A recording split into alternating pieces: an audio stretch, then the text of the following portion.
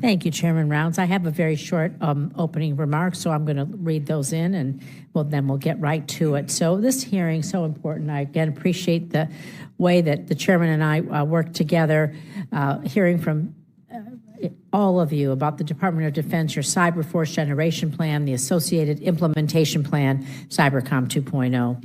And for the witnesses here, thank you for your service and your commitment.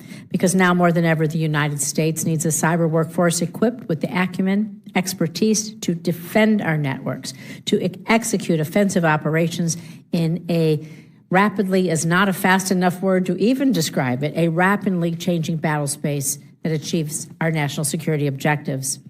I would point out, however, that the new National Defense Strategy publicly released on Friday only mentions cyber in 3 places. Cyber's everywhere. I'm frankly surprised at how little emphasis has been placed on cyber in comparison to other capabilities in the NDS.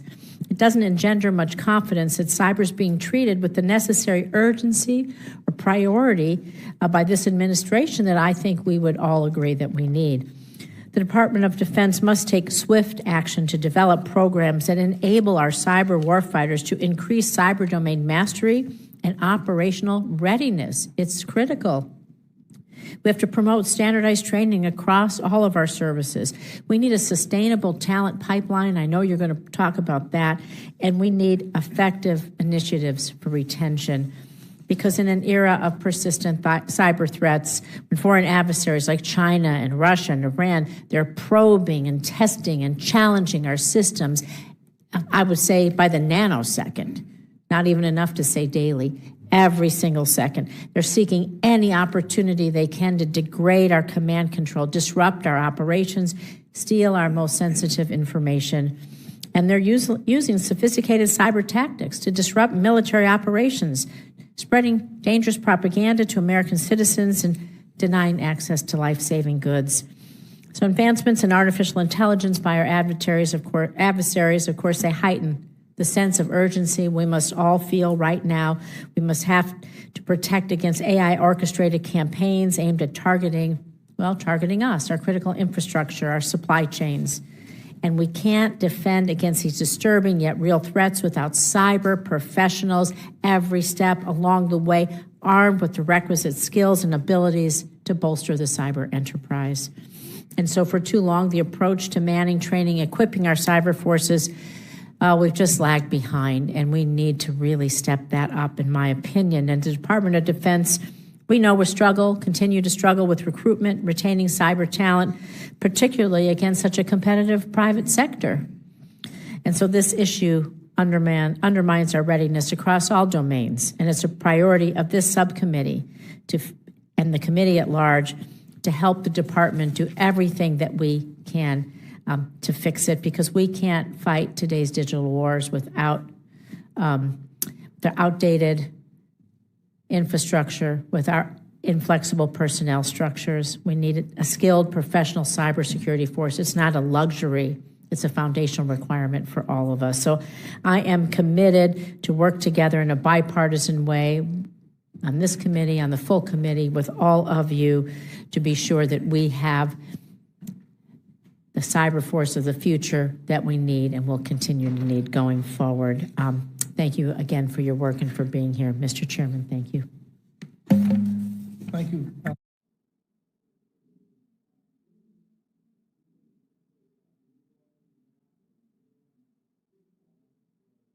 And we all know you.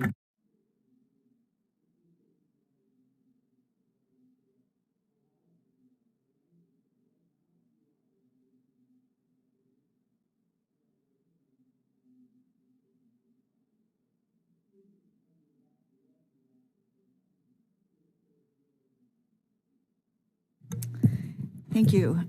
Chairman Rounds, Ranking Member Rosen, and distinguished members of the committee, it is an honor to appear before you today. As you mentioned, it's really quite the privilege to be on this side of the table, representing the department and all of the efforts that we're working forward to tackle those challenges that Senator Rosen highlighted in her opening remarks.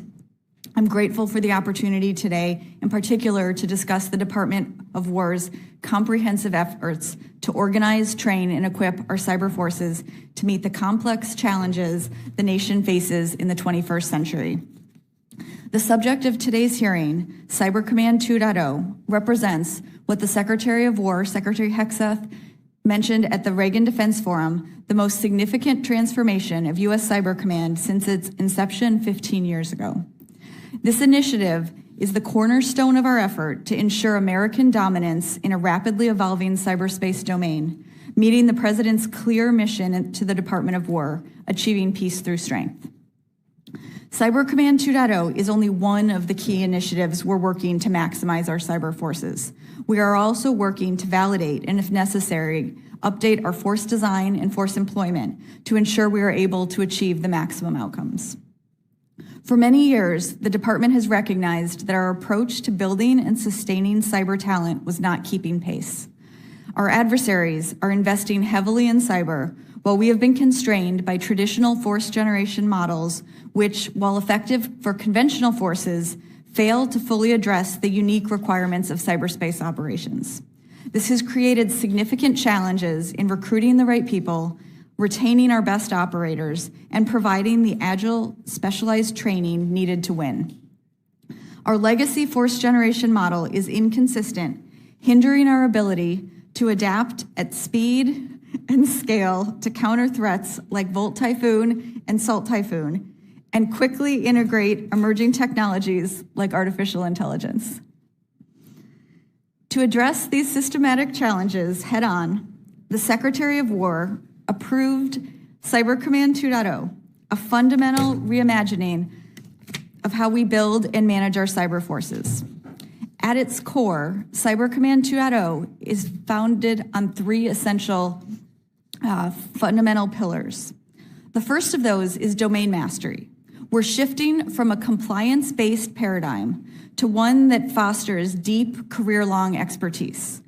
Our goal is to cultivate a cadre of cyber personnel who achieve true mastery through enduring operational experience rather than rotating through cyber assignments as generalists.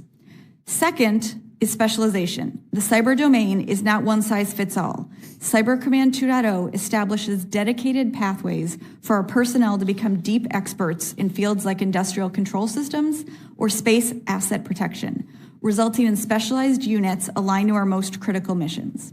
And third is agility.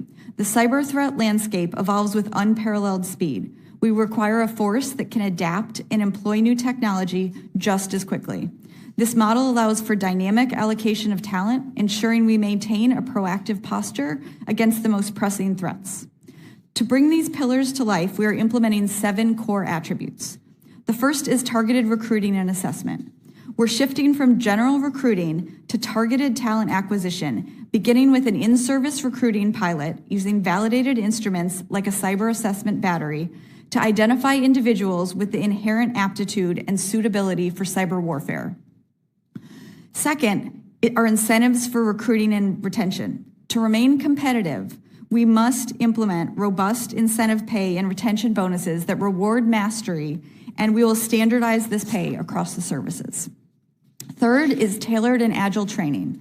Through our Advanced Cyber Training and Education Center, we will focus mission-specific skills on demand, ensuring our forces remain ahead of technological advancements and adversary tactics.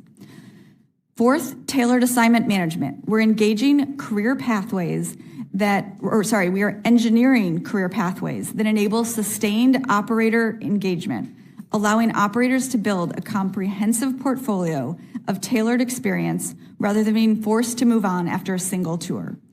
This approach generates domain mastery within the cyber mission force while also providing greater operational effectiveness when warfighters return to their services and apply their developed talent to service mission sets. Fifth is specialized mission sets. We are developing dedicated units of experts focused on highly specialized missions, such as protection of space assets or the defense of critical infrastructure, making them the world's leading authorities in their fields. Sixth is integrated headquarters and combat support. Our tactical cyber teams will be presented with dedicated headquarters and combat support, ensuring they have the leadership and resources needed to execute their missions without the distractions they have today. And last is optimized unit phasing. To prevent burnout and sustain readiness, we are instituting a unit phasing model that creates a sustainable operational tempo, keeping our personnel focused and effective for the long haul. While each one of these attributes offers merit, the true power lies in their synergy, creating an exponential effect on our ability to generate and sustain cyber talent across the entire talent management lifecycle. These efforts are driven by the creation of 3 enabler organizations within Cyber Command that General Hartman will talk about in his speech. As directed by the Secretary of War, I will oversee the Cyber Command 2.0 implementation, consisting of 97 tasks across 26 lines of effort. This revised force generation model empowers the commander of U.S. Cyber Command to directly influence how our forces are manned, trained, and equipped, to deliver immediate warfighting outcomes while preserving decision space on future organizational constructs. The core attributes of mastery, specialization, and agility are indispensable regardless of any future structural changes. Cyber Command 2.0 represents the beginning of a necessary journey and the department's commitment to providing our cyber warriors with the careers, talent, and support they deserve. In addition to Cyber Command 2.0, the department is undertaking several initiatives to enhance our warfighting capabilities in the cyber domain. They include validating and updating our cyber force design and developing a force employment model that ensures maximum lethality and operational outcomes. Importantly, Cyber Command 2.0's purpose extends beyond the cyber domain. It is a critical joint force capability that must be integrated across all warfighting domains. This sends a clear message to our adversaries. The United States is all in on achieving and maintaining cyber superiority in support of our national interests. Thank you for the opportunity to testify today. I look forward to continuing to working closely with the subcommittee on this critical national security priority, and I welcome any questions that you have. Thank you, and I appreciate your comments, Secretary Sutton. General Hartman, welcome, and as you get started, I just want to personally say thank you for your dedicated service to our country and everything that you've done to forward our security through implementation of these types of policies in the cyber domain. And I appreciate that. Thank you, sir. Go ahead with your statement, please. Thank you. Chairman Rounds, Ranking Member Rosen, and distinguished members of the committee, thank you for the opportunity to discuss the future of our nation's cyber force. Thank you specifically for the requirements in Section 1533 of the fiscal year 23 NDAA that brings us here today. The revised cyber force generation model approved by the department is fundamental to a more lethal, agile, and enduring cyber force capable of deterring and, if necessary, defeating our adversaries in cyberspace. Cybercom 2.0 directly addresses our national security challenges and fixes many of the issues facing our service members. This is a significant upgrade in how we man, train, and equip the world's best cyber force. Since the stand-up of U.S. Cyber Command, we've had challenges manning the cyber force and ensuring we had viable cyber-centric career models across all services. We faced many challenges ranging from duplicative training, uncompetitive and inconsistent compensation, excessive administrative burdens, and a high operational tempo that contributes to an unsustainable stress on the force. Cybercom 2.0 targets these problems through 7 key deliverables that overhaul how the Department of War generates and sustains lethal cyber warfighters. These deliverables include overhauls in targeted recruiting, modernized incentives, specialized mission teams, and optimized operational tempos. This plan gives us what we need. It forges cyber warriors by building upon the warfighting culture and lethal capabilities of the military departments, harnessing their institutional mastery of sustained warfare, their capacity for precise global operations, and their core competency in expeditionary and agile power projection in denied environments. To lead this effort, I've established 3 key enabling organizations. The Cyber Talent Management Organization is developing the Cyber Assessment Battery test to better align incoming talent to ensure we retain high-end warfighters. We're using our Title 10 Section 167 Bravo authorities to budget for standard skills pay and will next focus on retention incentives. The Advanced Cyber Training and Education Center is tailoring training to specialized mission needs while eliminating training redundancy in areas like artificial intelligence, expeditionary cyber, and advanced tradecraft. Our Cyber Innovation Warfare Center will more rapidly equip our cyber forces with cutting-edge capabilities and game-changing tradecraft. We will build capabilities we need for the future, not focused on past requirements. This center will serve as the central point of collaboration for industry, academia, government partners, and the cyber operating force. These enabling organizations are being designed to be AI by birth, built from the outset to be data-centric, automated, and decision-optimized. This means that data will be treated as a strategic asset, workflows are engineered for automation, artificial intelligence is embedded into planning, operations, and sustainment, not bolted on later. Artificial intelligence is no longer a future concept.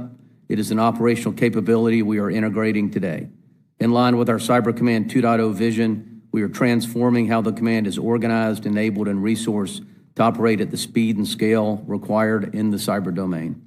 We are fundamentally changing how we bring technology into the fight. Rather than relying on long, bespoke government development cycles, we are aggressively leveraging commercial proven AI technologies, the same systems driving productivity, analytics, and automation across the global economy, and rapidly adapting them for military use, while also building classified and mission-specific capabilities internally when required. This industry-first approach allows us to move at the pace of relevance. It enables continuous iteration, rapid upgrades, in alignment with the global AI innovation ecosystem, which no single government entity can replicate on its own. In a domain where our adversaries are already exploiting automation, machine learning, and large-scale data analytics, speed is not a luxury, it is a necessity. Importantly, we're no longer piloting AI for learning, we are operating AI for mission outcomes. Today, AI is being used to accelerate cyber threat detection and response, prioritize and automate defensive actions across large networks, improve operational planning, targeting, and operations, and reducing analyst workload so human expertise is focused on the highest value decisions. These are not experiments, these are capabilities already being delivered across the force. Because getting this right is so critical, we have aligned our Chief AI Officer as a direct report to me, outside traditional stovepipes. This ensures AI, data architecture, and operational design are integrated from day one rather than competing for priority after the fact. Cybercom 2.0 strengthens our integration with other combatant commands. By building more proficient cyber forces, we provide more lethal and capable support to the joint force. When our cyber operators are expertly matched to their roles, receive cutting-edge training, and are freed from administrative burdens to focus on the fight, their operational effectiveness increases exponentially. This enhanced capability directly translates to delivering decisive outcomes for Cybercom and other combatant commanders at the timing and tempo our senior leaders require. In closing, I want to reiterate my appreciation for Congress' support and partnership over the past several years. Changes to our budget and acquisition authorities, as well as the FY23 NDAA Section 1533, provided us the required tools and a clear mandate to address persistent readiness challenges and implement solutions across the cyber mission force. We are using those authorities to implement Cybercom 2.0. I assess implementing Cybercom 2.0 as the best path to get our cyber warriors and our cyber force where it needs to be to support the joint force in crisis and conflict. The Secretary's direction is clear, and we have buy-in and participation from the services. Already, we're leveraging the Army model for proficiency pay, and the Navy is implementing clear career progression for the maritime cyber warfare officers. Your continued support, both in sustained investment and providing flexible authorities to partner with the full spectrum of U.S. AI companies, from major defense primes to venture-backed startups, is what allow us to move fast, stay secure, and maintain our advantage. The success of this endeavor will depend on continued partnership with Congress and the Department to ensure adequate oversight and sustained funding to implement these necessary changes and maintain the world's premier cyber force. This is how we ensure that American innovation remains decisive in cyberspace. Thank you. I look forward to your questions. Thank you, General Hartman. And General Messer, thank you. Welcome. Appreciate your service to our country. And with your statement, please proceed. Yes, sir. Chairman Rounds, Ranking Member Rosen, distinguished members of the subcommittee, thank you for the opportunity to join this hearing and speak to the importance of cyberspace as an integral part of joint all-domain military operations. Joint operations are reliant on operators who are masters of their craft. For example, an aviation strike operation requires aircrew who are exceptionally skilled in aerial refueling, air intercept control, air-to-air warfare, and strike warfare. It takes years of specialized training to build a team who can succeed in such mission areas. The same is true for our cyber operations. At the same time, the demand for cyber forces across the Joint Force is steadily rising. As you will hear in Combatant Commander posture statements, our adversaries are using the cyber domain as part of their multifaceted campaigns to degrade U.S. and allied interests. U.S. Indo-PACOM has emphasized the defensive cyber operations as the Joint Forces' first line of defense in their theater.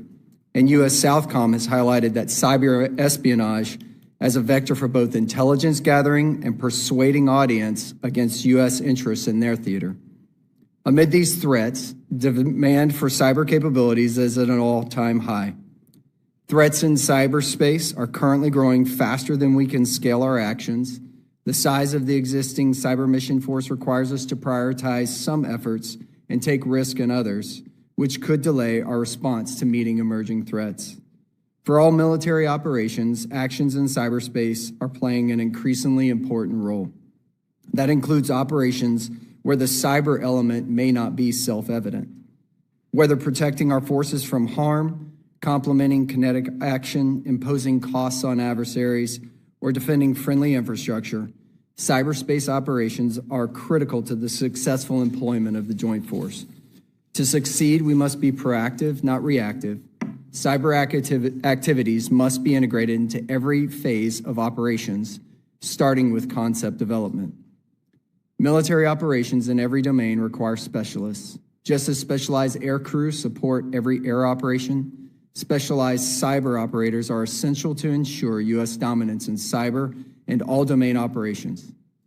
Cybercom 2.0 will help us combat the adversary's ability to mass forces with domain mastery and advanced tools, extracting the greatest value from the force that we have.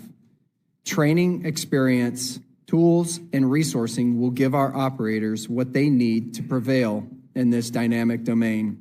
On behalf of the men and women of the Joint Force, we appreciate your support for the Cyber Mission Force and for this vital initiative. And with that, we'll open it up for questions. Thank you, General Messer. Look, to begin with, we're in an open session right now, so we have an opportunity to not only ask questions, but to help educate as well. 5 domains: air, land, sea, space, and cyberspace. It appears that there will never be another kinetic activity that goes on in terms of our Department of Defense or the Department of War without having some cyber activity to the left of it, basically to make the field of battle a little bit safer for our young men and women. But in order to do that, it has to be integrated and a part of the larger force. And in order to make that happen, you need professionals that clearly understand their role. That's a lot about what this discussion today is about. It's about the cyber force itself and how they actually provide the needed services to the different COCOM commanders, combatant commanders that we lay out throughout the world. In order to do that, we've got to make sure that the cyber operations can be integrated as quickly and as efficiently as possible. Ms. Sutton, part of the Cybercom 2.0 initiative recommends maturing the Assistant Secretary of Defense for Cyber Policy position to meet the demands of executing Section 167B authority for cyberspace operations peculiar activities.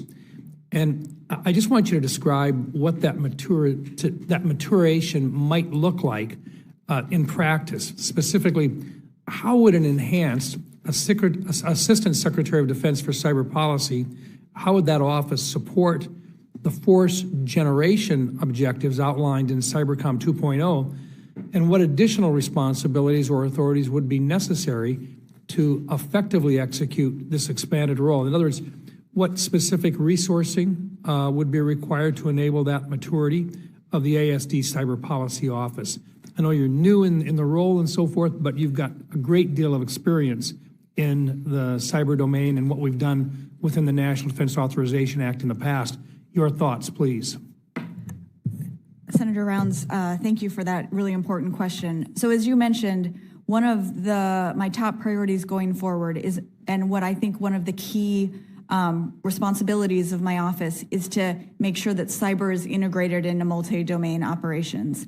And so having this role be fundamental and be embedded within the Undersecretary of Policy's organization allows that to happen on a daily basis, to bring the cyber domain to all of the policy discussions happening more broadly. I think historically we've seen cyber treated very much in a stovepipe, where the cyber people go off and talk about the cyber domain and do their things in a silo and in a vacuum. And I see one of the primary roles of my office, both as the Assistant Secretary for Cyber Policy, as well as the Principal Cyber Advisor, and my role to be an advisor to the Secretary of War, is to be that coordinating function across the department to really bring cyber to all of the other domains of warfighting, to coordinate across the services, and to look for opportunities where resourcing is needed and where we need to really focus the department's efforts to achieve these outcomes that are going to be critical to all future conflicts going forward. Thank you. And just in order to make sure that all of our members get an opportunity to speak, and we're going to do several rounds of questions, I'll defer right now to Senator Rosen. And I'm going to defer to Senator Gillibrand because we're here the whole time and everyone has a lot of hearings going on. So Senator Gillibrand, you're recognized. Thank you, Mr. Chairman. Thank you, Madam Vice Chairman. General Hartman, since the fiscal year 2017 NDAA, Cybercom has had the authority over the training of assigned joint forces, conducting specialized courses of instruction, monitoring and promotion of cyber operation forces, coordinating with the military departments regarding assignment, retention, training, education, and special and incentive pays for cyber operation forces. The command has been the joint force trainer for almost as long. Much of Cybercom 2.0 appears to be tinkering with this space rather than fundamental reimagining. Can you speak to why the command did not take these steps before and why you believe this is a dramatic transformation? Senator, thanks for your questions. As you point out, in 2017, we were given certain authorities, but what we didn't have control of at the time was the funding, Senator. And so, as you're aware, in 2023, we were given enhanced budget control. There were a series of issues that actually caused us to not receive that control of that funding until 2024. And so while we had some authorities, we really had no enforcement mechanisms, and we have started to execute those enforcement mechanisms, and we've seen benefit from that. Senator, Cybercom 2.0 does not intend to totally reinvent how we train the force, but what it does intend to do is make sure that the services are held to the standard of 1,000 level training. Okay, the Cybercom J7 will continue to execute 2,000 level training. So basic training by the services, qualification through Cybercom, which we've made a lot of progress on the last 2 years. And then what Cybercom 2.0 is really going to bring is advanced and specialized training, moving at the pace of industry, that is really required, that will allow us to both compete and really plan to outpace China. That is the construct that we're laying out, Senator. Thank you. Secretary Sutton, while the services largely say cyber is important, it is not a top priority for any of them. Agreeing to a notional plan is easy, but the services are notoriously protective of their control over the recruiting, retention, and talent management. How will your office hold services accountable and ensure they do not steamroll Cybercom on career and talent management? And I will just say that this committee, we have had hearing after hearing, year after year, and we have drilled down to how many personnel you're getting from each service and which services are slower than the other and what level of staff you can acquire. And frankly, it is never good enough. So I just really want to know how you intend to succeed. Senator, I appreciate your question and understand the frustration. I think you're really highlighting what is fundamental about Cyber Command 2.0, which is involvement at the secretary's level to really coordinate and make sure that the services are all doing things consistently and that we rise everybody to the top bar. We see best practices in pockets across the services, but have historically lacked a coherent effort to bring all those together and rise all levels up. It is going to require hard discussions internal to the building. It's going to require prioritization, and we have a clear direction from the Secretary of War when he approved this plan about the importance of bringing up of increasing the lethality of our cyber warriors. I look forward to having all those internal battles within the Pentagon because I think it is fundamental to what we owe our cyber warriors that come to work every day and do this mission is to be able to train them and retain them in ways that allow us to maintain the world's most competitive cyber force. It was just reported that China approved the import of the H200 chips to ByteDance, Alibaba, and Tencent. These companies all work closely with the Chinese military, and just a few months ago, reports indicated a White House memo raised concerns that Alibaba provided support for PRC military operations against targets in the U.S. If these sales go through, what impact will this acquisition of H200s have on their ability to target the U.S. military and U.S. critical infrastructure? Senator, I haven't studied that question, and so I'll agree to get back to you with an answer. Thank you. And just my last point, I'd like to hear from each of you. I still don't understand why you don't want a cyber academy. I just don't know why you don't want a service academy that will just train the personnel you need from top to bottom consistently and regularly. We tried to create small pipelines for you through the Cyber Academy for non-military personnel, but I still don't know why you don't want your own. And I get why you are going to use existing services and try to do better training, but the future of war is going to be cyber. And I don't know why we're taking so long to do this. And I think also in your testimony, you said that your goal for, what's the group? The ACTEC, the Advanced Cyber Training and Education Center, won't be fully operational capable to Q3 fiscal year 31. I mean, that's a really long time for any bricks and mortar, but can you just each talk about why you don't have this vision and why is it so difficult?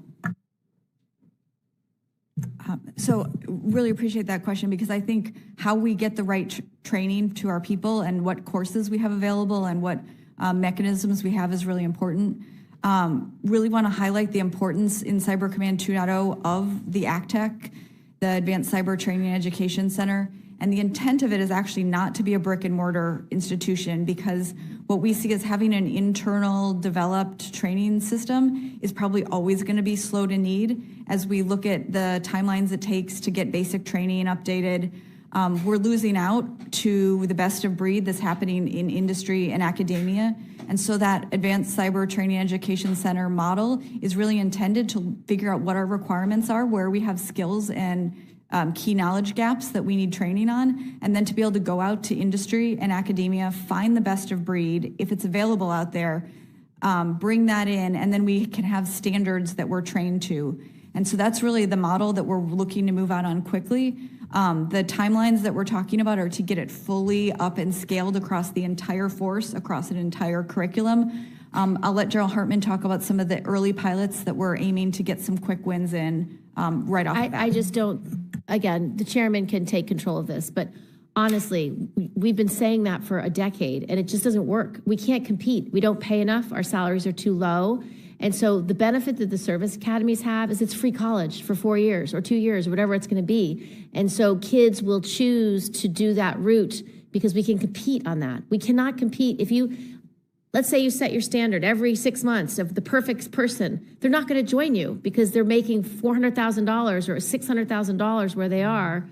You're not going to get them. So you guys can answer the question if you want, but you can also take the time back if you like, Mr. Chairman. I will allow the question, and if you've got it, and if not, we can bring it back in and you can respond with a written response. But I'd be curious to hear what your thoughts are on it. So I just one thing, and then I'll let Joel Hartman also provide his answer. So I am a firm believer in exactly what you mentioned. I am a scholarship for service recipient. My master's degree was funded through government funds with a service obligation, and over 20 years later, I'm still in government. I see it's a very powerful recruiting tool and something that we are continuing to look at to opportunities to continue to leverage. Senator, I'm not opposed to a joint, cyber service training academy. I think there's great merit in that. What I don't think is the best answer right now is to divorce our cyber capability in the department from the services, and that is based on everything that we're doing from an operational standpoint. And if I've got to build a cyber plan against an adversary's air defense network, the Air Force as a service brings tremendous capability to me that I don't believe we need to separate. And then the second piece is the Advanced Cyber Training Academy. What we are trying to do is really marry the training to the operational elements of the command. And so we learn things in an ops room, both offensive and defensively, that we immediately turn into a training requirement that we train across the force. And so each disparate element isn't learning every time they get on keyboard in order to execute operations. We just think that's fundamentally important, but there is a huge institutional training requirement, and I support your idea. Thank you, Senator Gillibrand, for the excellent questions. Appreciate that. Ms. Sutton and General Hartman, you're likely aware of the calls, and this follows the same line, but for the establishment of a separate military service dedicated to the cyber domain, or a cyber force. Like me, you are no doubt close with and respect many of those who are supportive of a cyber force. What would you say to those national security and cyber experts who are advocating for a separate cyber force? Step right into it. Yep. I knew he was going to ask that, didn't you? So I appreciate that question. I think this is a really important debate for us all to be having about the future of the cyber warfighting domain. I do think one of the most common misconceptions about Cyber Command is that it's a debate between Cyber Command 2.0 and a cyber force. And they're actually separate debates that I believe both need to be had, and we need to look closely at the pros and cons of both. Cyber Command 2.0 is inherently about building a talent model.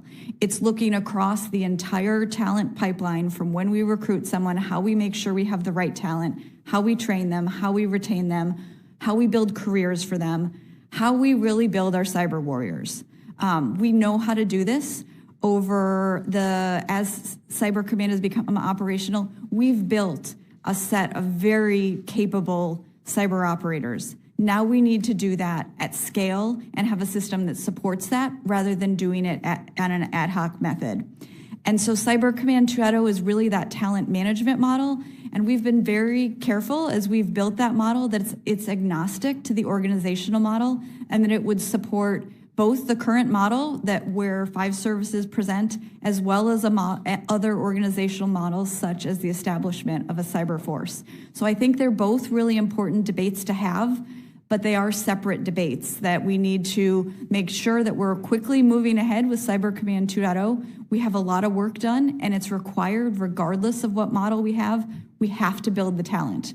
And so that's our immediate focus, is working on all of these fundamental activities that we're going to need going forward that would enable any future decisions to be made about an organizational change. General Hartman?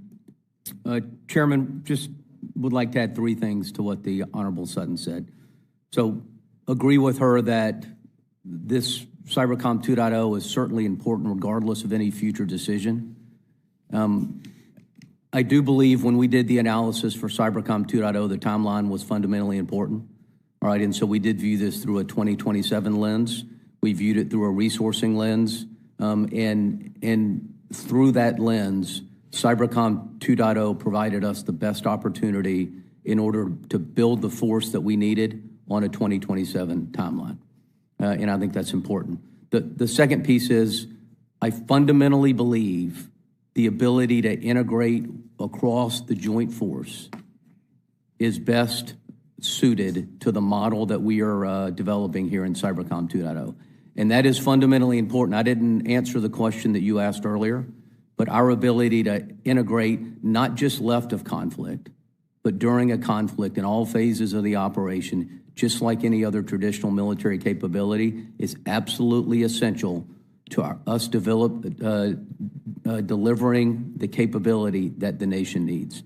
And I think Cybercom 2.0 is really the best course to do that. And I'm going to be asking a question a little bit about some of the cyber activity that might occur during an operation as well. But I do want to follow up a little bit. With Cybercom 2.0, where does a civilian workforce fit into a Cybercom 2.0 concept? So the scope of Cyber Command 2.0 is primarily focused on the cyber mission force, and it's enabling organizations, the headquarters, Cyber Command headquarters, the Joint Force Cyber headquarters, which is a blended workforce of both military and civilian and contractor work roles. So as a result, within Cyber Command 2.0, the majority of the initiatives do apply to both military and civilian populations, and we have sort of dedicated lines of effort that also target some things that are unique to both sides. So in short, we're addressing both issues for those elements that support the cyber mission force. Plenty of room for Guard units to continue to participate? Absolutely. The Guard and the Reserve are going to be critical on how we bring in some of that unique talent that has special expertise. And there are specific lines of effort in the implementation plan where we look at how to bring that in, as well as they will be a fundamental part of our cross-functional team that we're building to roll out the implementation. Senator Rosen. Thank you. Well, you actually set me up for my next question. You didn't even know, but I want to thank you for the testimony so far, because cyber isn't an add-on or service adjacent anymore. It has to be part of the fabric of everything we do, woven in. And talking about data, I always say this data tells a story if you know how to listen to it. And so I hope that we can maybe have a hearing to talk about how we think about data and its role in everything that we do going forward. That's a separate issue.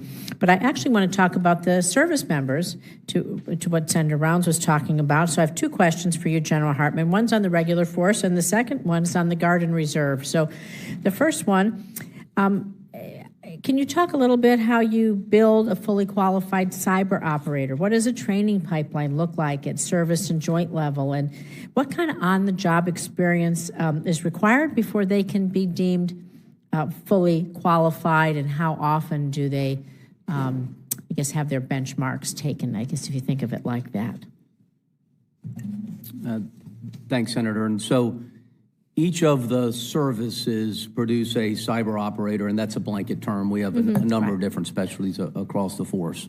And then we, Cybercom, supervise what we call work role training. And so if you're an interactive on-net operator, you go to a specific training course. If you're an exploitation analyst or another specialty, you would do the same thing. And we work through a process that allows them to meet a series of benchmarks and then become fully qualified. Once they become fully qualified, they execute a series of operations and move from basic to journeyman to master level of qualification. Historically, we haven't produced a lot of operators at the master level because the training and the certification process has taken too long. And part of Cybercom 2.0 is how do we reduce that training timeline and allow them to focus more on operations, vice less on qualifications. And so I think we have, over the years, reduced that benchmark, but you get trained, you get qualified, you execute operations, you become a non-commissioned officer, and then you supervise the next group of people that we're bringing up. It is a process that works, but it doesn't work fast enough, and that is really the focus of 2.0 and the AgTech program. Thank you. I want to ask a similar question about the skills of our National Guard and Reserve members. They're not currently tracked, it's my understanding, as the same fidelity as the active force, and so they're going to be a critical part, to your point, of bringing in the public sector, I guess, who, if you will, say it that way.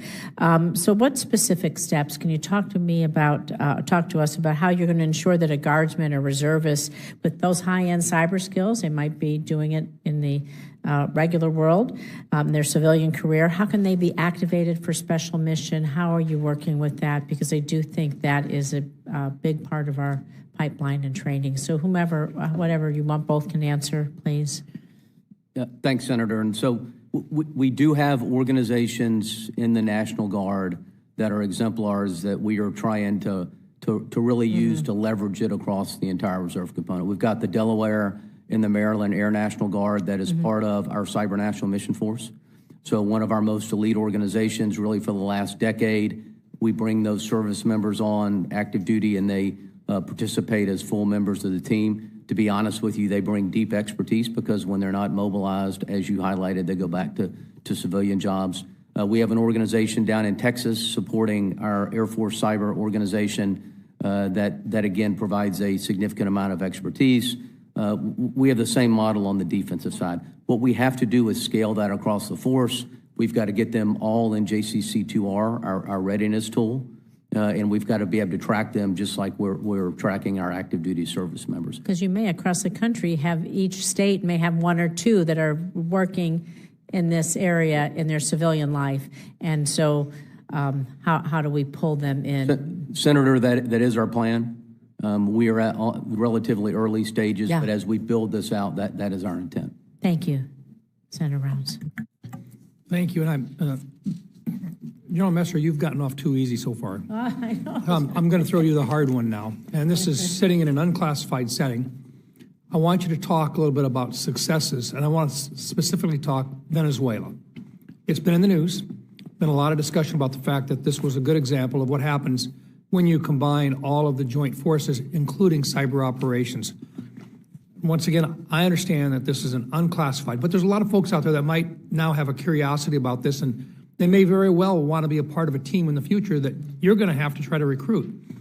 Can you share with us, and I would open up to anyone else as well here, but can you share with us the types of operations and how this happens? It's not just at the national level or the international level or the big picture strategically, but tactically, how critical cyber is when you're doing, and this was a law enforcement operation, but it required the support of the armed forces of the United States. Can you share a little bit about what that meant for the cyber teams involved? Senator, and a no answer is not acceptable.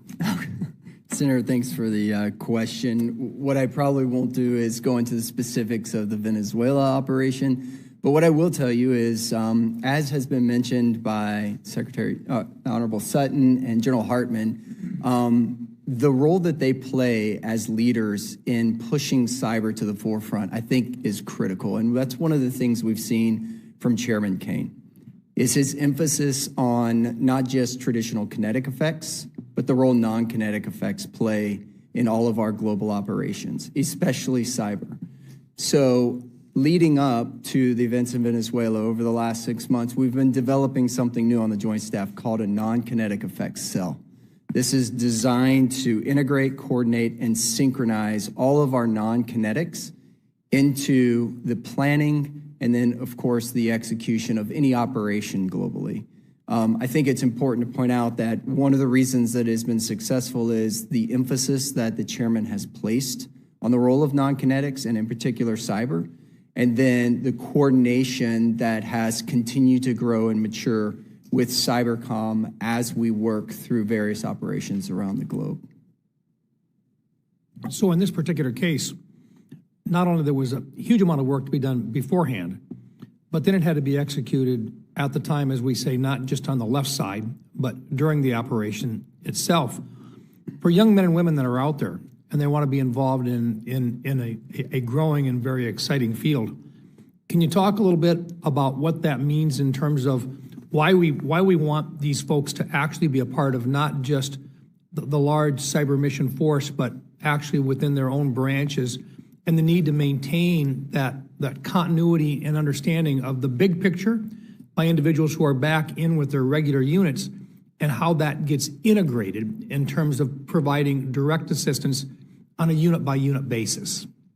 How integrated this is, and as representative of the Joint Forces, I just kind of wanted to hear you talk about how critical that is. Yes, sir. So cyber operations are critical to everything we do, whether it's just day-to-day operations of the functionings of the Department of War or it's actual execution and operations. One of the things that I'll point out is growing up in the Air Force, there was always a non-kinetic effects cell at an Air Operations Center. But it usually existed back in a back room. It was a very dark place, and usually we didn't ask for many inputs from that team until we wanted to sprinkle what we call the lightning bolts onto some form of operation. The reality is that we've now pulled cyber operators to the forefront. So if I were talking to a group of young people who are considering a career and joining General Hartman's team over at Cybercom, I would say you're not just going to be integral to every operation we are going to do, but you will be at the forefront of everything we do, in both now and in the future.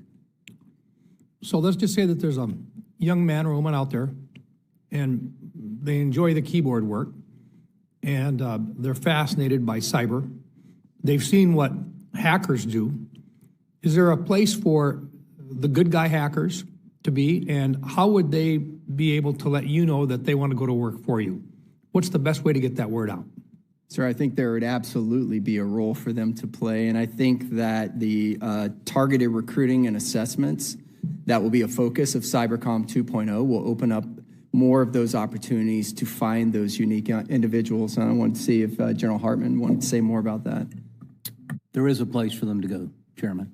Absolutely. And so our intent as part of Cybercom 2.0 is, you know, if you're a young person, a hacker, you want to come serve your country, when you show up at your recruiting station, we want you to be administered a cyber aptitude test. If you score well on that test, we would like you to be offered a contract to become a cyber operator in whatever your service of choice is. And we would like you to then go through the pipeline and come to Cybercom. That's the first way. The second way is we are going to execute an in-service recruiting pilot. And so if you are out in another specialty, the same way that you might attract a Delta Force operator in the Army, we're going to also give you an aptitude test. And if you meet a certain score on that aptitude test, we're going to work with your service to have you move to the cyber operational force. And so we believe those two areas are ways that we can really attract world-class talent. I do want to go back, if you would allow me to just address a little bit the question that you asked the J39. And so I would tell you, not just Absolute Resolve, but Midnight Hammer and a number of other operations, we've really graduated to the point where we're treating a cyber capability just like we would a kinetic capability. We're not sprinkling cyber on.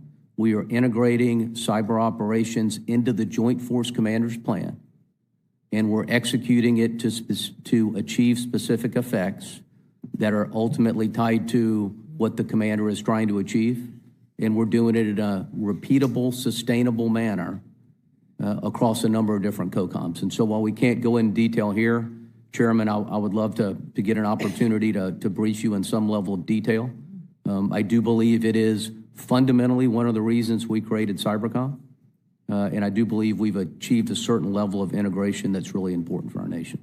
Thank you for that. And we will make arrangements to have a classified meeting, and we would invite you to come back and share that with the members of this subcommittee. Thank you for that. Senator Rosen. Thank you. I can tell you the young woman who started her career in computer programming in 1980s something, I couldn't dream of what's happening now, and would have been so excited about all the things that you're doing or having even been recruited. Of course, none of these things didn't exist in the same way they do now, so I can tell you important. But I just want to ask, I think the last question I'm going to ask is, how do we leverage security automation tools to defend our DoD networks? We're talking a lot about the pipeline. We know we have more to go, and to recruit and train and figure out how we're blending all of this together so it's seamless in the same ways that we do a lot of our intelligence capabilities, right? But I want to just move for a second. How about security automation tools? So General Hartman, you have to defend those DoD networks. It's fundamental, right? And so I had a provision in the Cyber Defense Command to subordinate to a subordinate unified command included in the FY25 NDAA. It's a structural change that reflects the sophistication of the current threat landscape.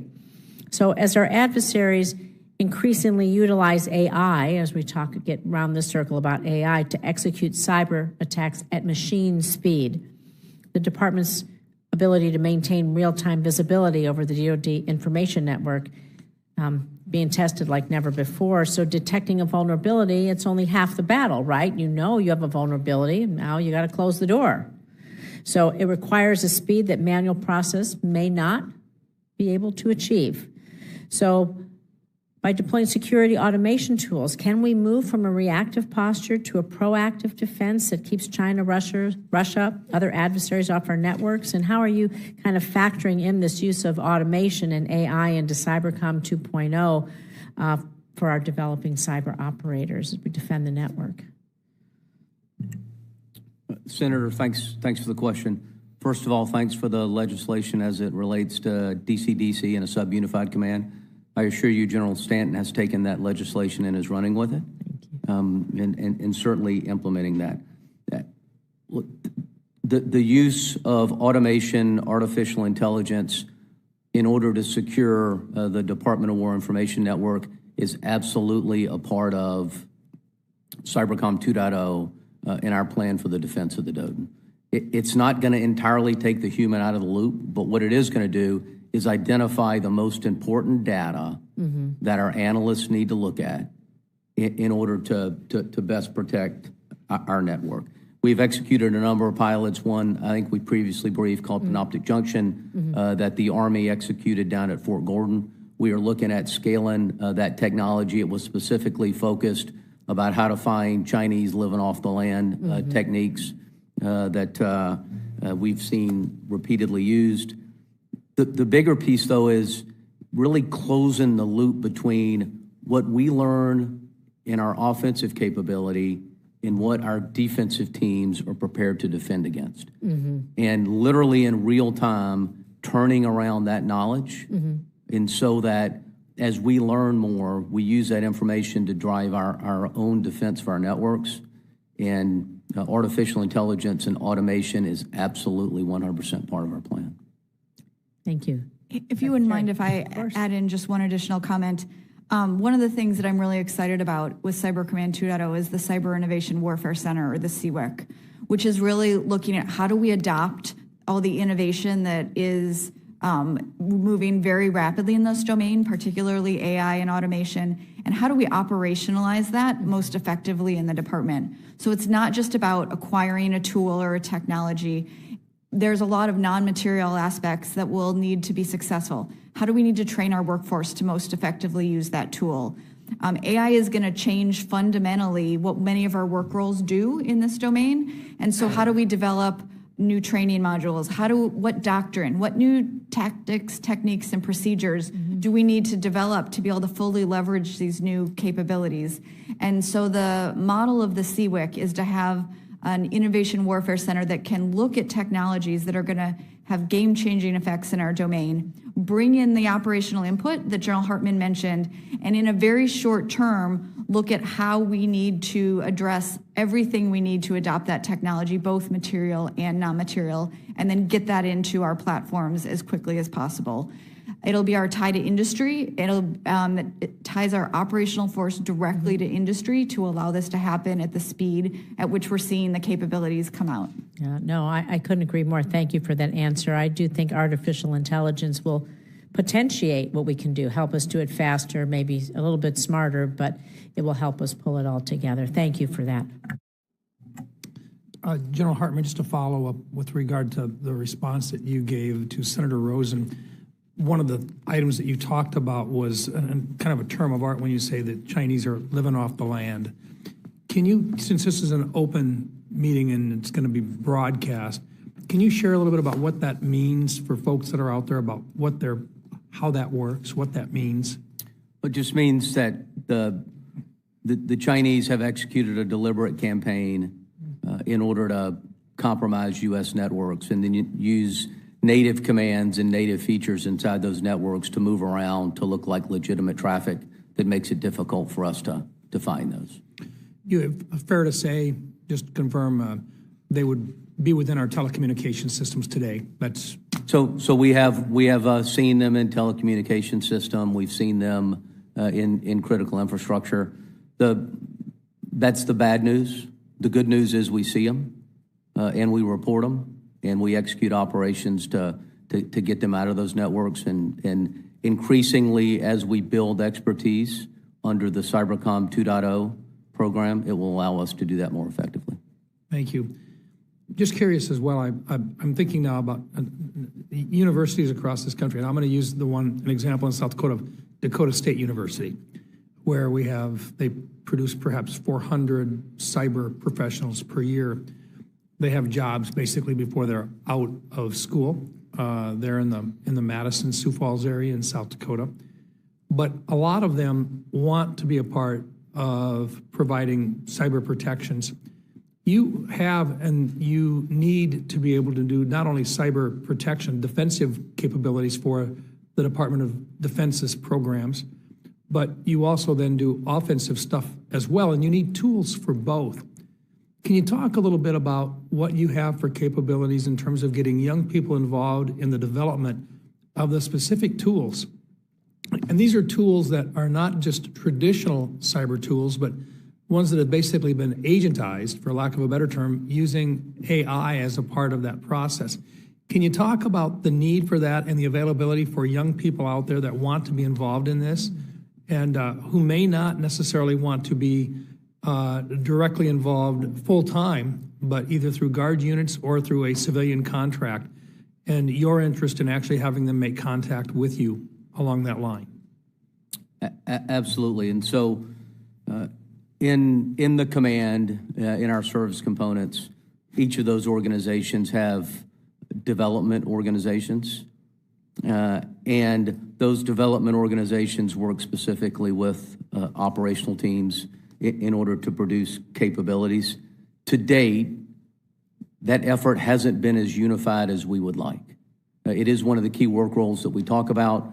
When Honorable Sutton talked about the CWIC is really going to be the organization that brings our service development units together and ensures that they have the absolute best training, they have access to the best development environments, they have modeling and simulation capabilities to really look at what are future capabilities.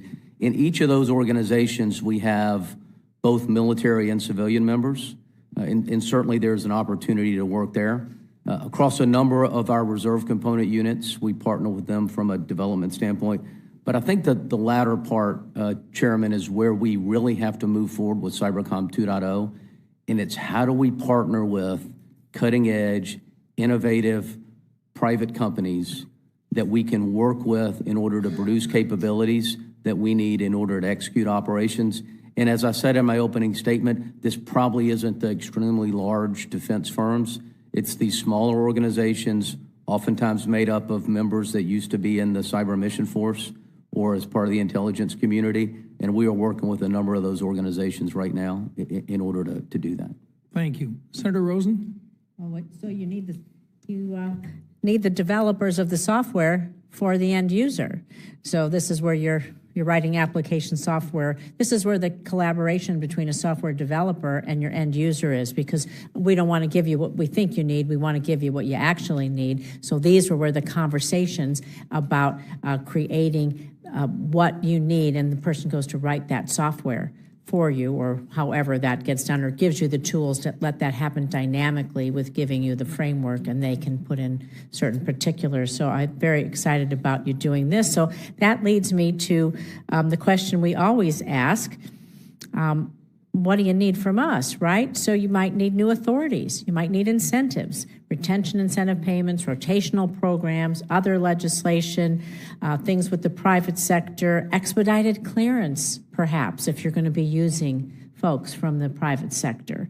So we're going to be working. We're working on the NDA this next year, right, as we speak. So as you think about this, what are some things off the top of your head that will help us with readiness, workforce retention, private sector? What do you need from us as we go back and think about our next hearings to get us ready for our good mark?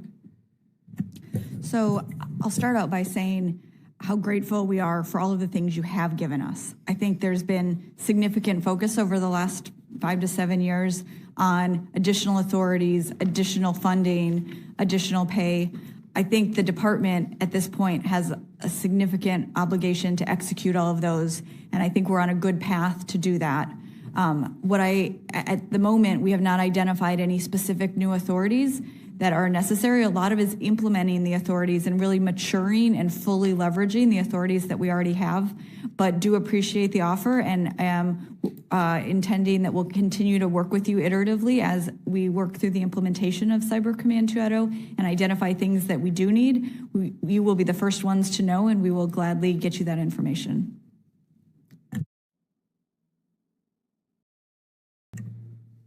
So I agree with Honorable Sutton. We appreciate all the additional authorities that we've been offered. We appreciate your advocacy for funding. It will be important as we implement 2.0, as we really build out the capabilities that we need from an artificial intelligence standpoint. I do believe there'll be a discussion about how do we best fund the activation of reserve component forces to ensure that we can do that in a sustainable, repeatable manner, that we're able to bring the talent to the active force in order to execute specific missions. There's been some good use case examples, but it is a system that's not optimized, and I do think we'll work with the department and Congress on how we might look to do that better in the future. So like my civilian cyber reserve idea, perhaps. I think it's a great idea, Senator.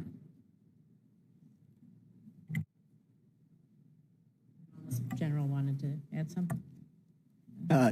Ma'am, I was just going to say thank you very much for the support that you've provided. I reflect what Honorable Sutton said of y'all been exceptionally supportive. I think it's now time to fulfill Cybercom 2.0's objectives, and then from there, continued support from Congress is much appreciated, because as you both pointed out, this is a part of warfare in the 21st century and will continue to be. And so your support and advocacy as well and is tremendous. So thank you.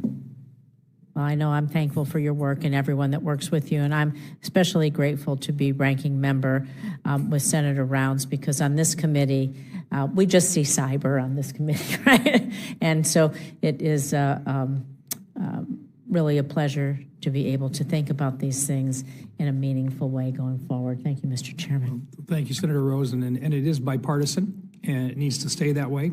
And we need to look at how we fully mature this particular protection within this particular domain. And I appreciate your help and the cooperation that the entire members on both sides have done in moving this forward, as clearly evidenced by the amount that we're getting done in each of the NDAAs over the last couple of years. So we appreciate that. Thank you.